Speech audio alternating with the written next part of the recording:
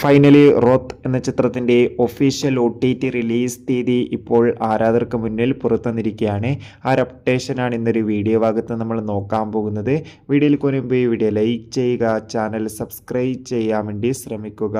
റോഷൻ മാത്യു നായകനെത്തിയ ചിത്രമായിരുന്നു റോത്ത്. ചിത്രത്തിന് അത്യാവശ്യം ഒരു വിജയം സ്വന്തമാക്കാൻ വേണ്ടി സാധിച്ചിട്ടുണ്ടായിരുന്നു.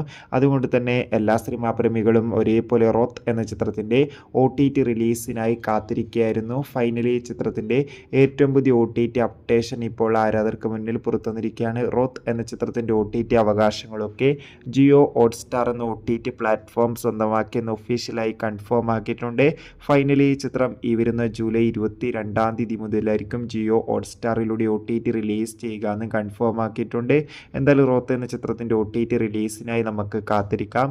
ചിത്രം കണ്ടവരുടെ അഭിപ്രായം കമൻറ്റ് ചെയ്യുക. കൂടുതൽ സിനിമാ വാർത്തകൾ പെട്ടെന്ന് ലഭിക്കാൻ വേണ്ടി ചാനൽ ഇപ്പോൾ തന്നെ സബ്സ്ക്രൈബ് ചെയ്യൂ. Bye bye.